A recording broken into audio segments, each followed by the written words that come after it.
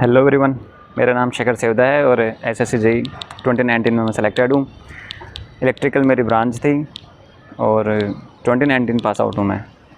आप सभी यही पूछ रहे थे कि ब्रांच कौन सी है, पास आउट कब से हो। ठीक है, क्लियर हो गया आपका डाउट। तो अभी अपन डिस्कस करते हैं यार 15 डे की स्ट्रेटजी क्या होनी चाहिए आपकी। ज़्यादा टाइम नहीं लेंगे, वीडियो को एंड तक देखना। और ज़्यादा मैंने फालतू की बात की नहीं है इसमें, टू द पॉइंट बात है अपनी एज ऑलवेज। उतने ज़्यादा क्वेश्चन प्रैक्टिस कर सकते हो उतने ज़्यादा क्वेश्चन प्रैक्टिस करो। प्लस थ्योरी तो ठीक है, अभी आपने पहले जो क्वेश्चन लगाए हैं उनके जो क्वेश्चंस हैं तो उनको भी प्रैक्टिस कर लो कि तुम्हें प्रीवियस ईयर से तुम्हारे एक भी क्वेश्चन गलत नहीं होना चाहिए कैसे भी करके। और जीके और जीएस की बात करें अपन तो जीके के क्वेश्चन प्रैक्टिस करो, थ्योरी तो करो लेकिन क्वेश्चन उसके भी प्रैक्टिस करो। ऐसे नहीं कि जीके और जीएस में तुम सिर्फ थ्योरी पढ़ने लग रहे हो, उसके क्वेश्चन भी पता होने चाहिए तुम्हें कि कैसे क्या क्वेश्चंस आते हैं, कैसे कैसे वो पूछ सकता है। उसके प्रीवियस ईयर क्वेश्चन के तुमने यूज़ किए होंगे, तुमने लगाए होंगे क्वेश्चन, तो तुम्हें पता होगा कि कैसे कैसे क्वेश्चंस आते हैं। तो वो वाले भी क्वेश्चंस तुम्हें प्रैक्टिस करने हैं।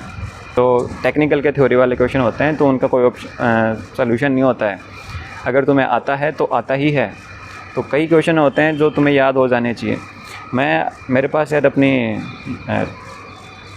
डिफरेंट क्वेश्चंस होते हैं, उसकी डायरी है तो नहीं अभी क्योंकि मैं अभी ट्रेनिंग में हूँ और घर पे पड़ी है डायरी। तो मैं इसमें कुछ फ़ोटोज़ ऐड कर दूँगा तो आप उसको देख सकते हो। ठीक है,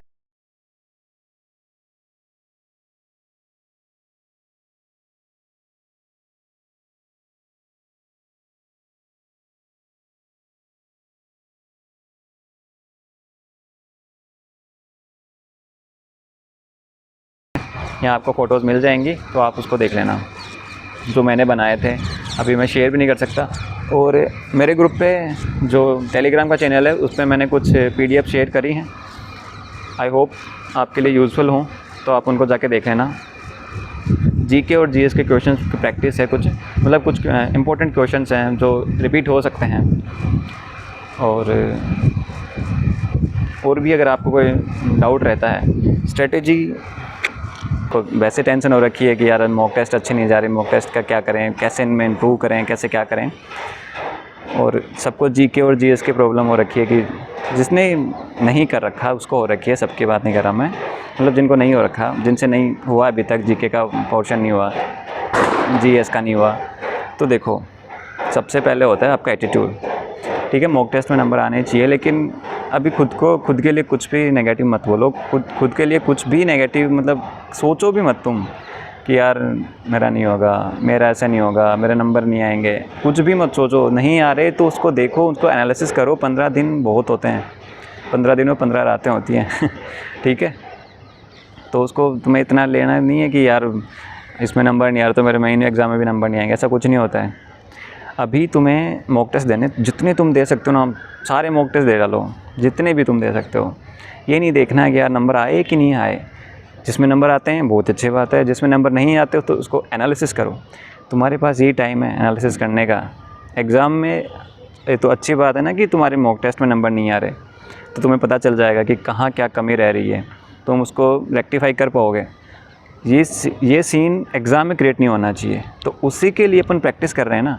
तो प्रैक्टिस में तुम्हें जितना दुखी होना है हो लो, एग्ज़ाम में दुखी नहीं होना अपने को। ठीक है, एग्ज़ाम में कोई रिग्रेट नहीं रहना चाहिए कि यार उस दिन मैंने ये एनालिसिस नहीं किया, या तो ये मेरा क्वेश्चन रह गया, या फिर मैं कर लेता इसको या कर लेती इसको। तो तुम्हें फोकस करना है कि उसका एनालिसिस पे, मॉक टेस्ट दिया, उसका एनालिसिस किया प्रॉपर, उसी के बाद तुम्हारा इम्प्रूवमेंट होगा। अगर तुम एनालिसिस नहीं करोगे तो कोई इम्प्रूवमेंट नहीं होगा। तो मॉक टेस्ट के बाद तुम्हारा एनालिसिस ख़त्म हो जाएगा। ठीक है, तुम्हें उसमें से वो टॉपिक चूज़ करने हैं जो तुम्हारे गलत हो रहे हैं या फिर तुमसे नहीं बन रहे हैं क्वेश्चन। सारे एनालिसिस करना पॉसिबल नहीं है अभी, तो जो क्वेश्चन जहाँ अपनी नेगेटिव मार्किंग हो रही है या फिर जहाँ अपने क्वेश्चन नहीं बन रहे हैं उसी को करना है एनालिसिस पूरी तरीके से। तो अभी बात रही जीके और जीएस में, सेम पैटर्न फॉलो करना है, उसमें भी एनालिसिस करना है और देखना कि कहाँ से क्वेश्चन आ रहे हैं और कहाँ अपने को इम्प्रूवमेंट करने की ज़रूरत है। अब तुम्हारे जो अपना जो टेक्निकल सेक्शन होता है, उस सेक्शन में क्या होता है कि जो mostly network, machine, power system, measurement और यूईपी के क्वेश्चंस, तो इनको तो एकदम अच्छे से करना है तुम्हें। ठीक है, आपको उनको बहुत ही अच्छे से करना है। और रही बात है जैसे कि कभी मशीन अच्छा आ जाता है, कभी पावर सिस्टम अच्छा आ जाता है, कभी मोस्टली तो यही होता है कि नेटवर्क अच्छा आ रहा है, अच्छे खासे क्वेश्चन आ रहे हैं नेटवर्क के। तो नेटवर्क को तो स्ट्रॉन्ग होना ही चाहिए, सबका नेटवर्क तो स्ट्रॉन्ग होना ही चाहिए। और तुम्हारे इतने क्वेश्चन तुम जितना सोच के जा रहे हो उतना लेवल नहीं आता है। कभी कभी एकदम बेसिक लेवल आएगा और तुम्हें उसमें क्वेश्चन नहीं छोड़ना है, एक भी क्वेश्चन छोड़ना नहीं है बिना देखे। ऐसा नहीं हो कि तुम्हें पता ही नहीं चला ये क्वेश्चन भी था। किसी किसी का क्या होता है कि टाइम कंप्लीट हो जाता है, उनको पता नहीं रहता कि आगे इतने अच्छे क्वेश्चन थे, वो अटैम्प्ट करते तो अच्छे आराम से उनके सही हो जाते। तो वो चीज़ नहीं करनी अपने को फंसना नहीं है किसी क्वेश्चन को लेके। अगर तुमसे नहीं बन रहा है तो उसको मार्क करो और आगे बढ़ो, ठीक है। जो एक राउंड ले लो, पहले राउंड में ऐसे कर लो कि जो तुम जैसे कि 3 राउंड लगा लेते हैं अपन कि पहले राउंड में आपको जो जितने क्वेश्चन आ गए उनको कंप्लीट करना है, क्योंकि अपना कोई क्वेश्चन छूटना नहीं चाहिए। दूसरे में जैसे छोटे मोटे जो न्यूमेरिकल होते हैं तो उसको कर लेते हैं। थर्ड में अगर तुम्हें लगता है कि यार इसको अगर मैं थोड़ा बहुत टाइम दूंगा तो ये मेरा सही हो जाएगा, तो आप उसको कर सकते हो थर्ड वाले राउंड में। जीके और जीएस में 10 से 15 मिनट के ज़्यादा आपको टाइम नहीं लगना चाहिए। रही बात रीजनिंग की, तो रीजनिंग में मोस्टली 50 मिनट्स। रीजनिंग में 50 मिनट के बाद में अगर अपन बात करें टेक्निकल की, तो जैसे टेक्निकल में किसी किसी को टाइम लग जाता है ज़्यादा, लेकिन 60-65 मिनट से इससे ज़्यादा आप ना ही करें तो अच्छा है। अराउंड 70 मिनट्स, इससे ज़्यादा टाइम नहीं लेना, क्योंकि अपने को फिर बाकियों में भी टाइम लगाना होता है ना, तो ये कंप्लीट नहीं होगा। तो मेंटेन करके चलना है अपने को। शुरू में 1 घंटा टेक्निकल के रख दो और नॉन टेक्निकल के लिए 1 घंटा रख दो, क्योंकि बाद में अपन बोल तो देते हैं कि यार हाँ ठीक है रख देंगे, लेकिन बाद में होता नहीं है। तो अपने को शुरू से ही स्पीड लेके रखनी है। और माइनस मार्किंग कैसे भी हो, तुम चाहे कैसे भी तुम्हें लगे कि यार शायद ये हो सकता है, करनी नहीं है, बिल्कुल भी नहीं करनी है।